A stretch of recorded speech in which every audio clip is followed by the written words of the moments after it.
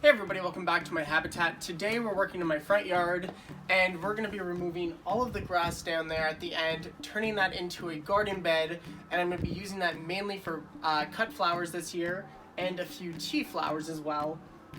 Then we're also going to be transplanting a few perennials down further and just around in the garden.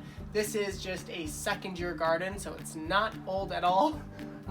But I'm excited to get rid of the grass and just have a lot of flowers this year, and maybe be a little overwhelmed by that, but I'm completely fine with that. Let's get started.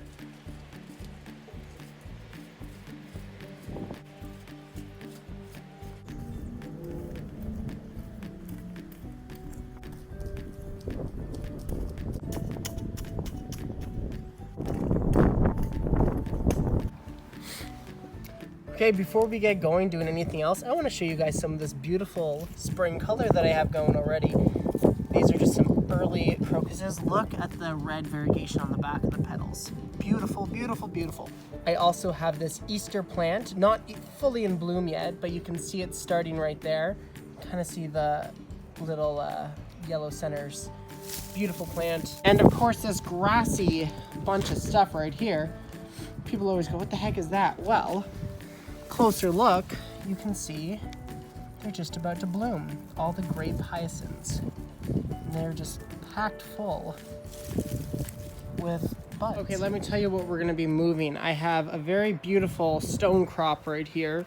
Turns this really nice brassy orange in the spring, along with another sedum. That's one of those big varieties that get red flowers in the fall. And we also have two more up here.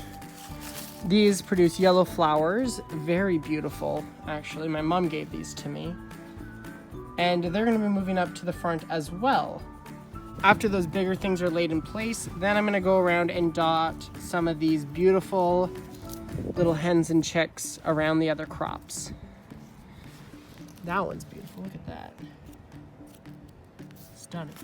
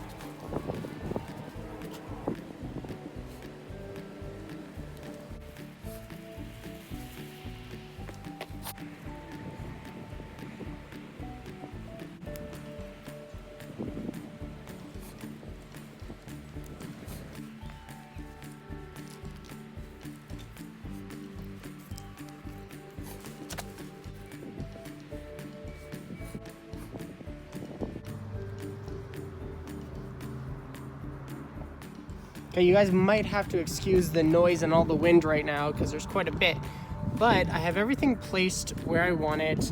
That sedum's gonna get big and kind of take in that whole area, and these are all just gonna continue to spread and be beautiful. I placed the hen and chicks down here.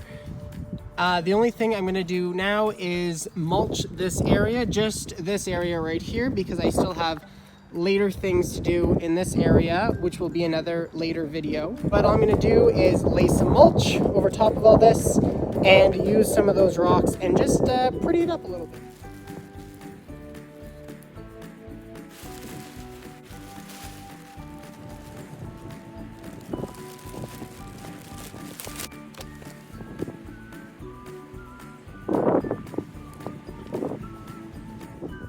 Okay, and there it is, guys. All right, so I placed a few stones just around the crops around here. Now, I do expect those to get kind of overrun and overgrown, and I'm completely fine with that. In fact, that's my plan, is just to have this sweeping over these few rocks here and into the rest of the garden bed. The rocks are really just there to keep everything stable, keep everything in place, and to give me a guideline if I need to cut this back at all, just where it was, where it started, and it is just one step of the rest of the garden bed. I want to thank you guys for coming along with me today. I think we are pretty much all finished up. I have to go start dinner, but I'm just so excited that I got all my sedums moved. I think that little area looks great, and all those plants are going to fill in beautifully. The next video that we post will probably be more transplants and possibly some sowing of cold-tolerant flowers like calendula and cornflowers. But other than that, I am so stoked on how today went. And I'm excited to show you guys more in the upcoming weeks. So thank you guys for watching. Until next time, keep planting.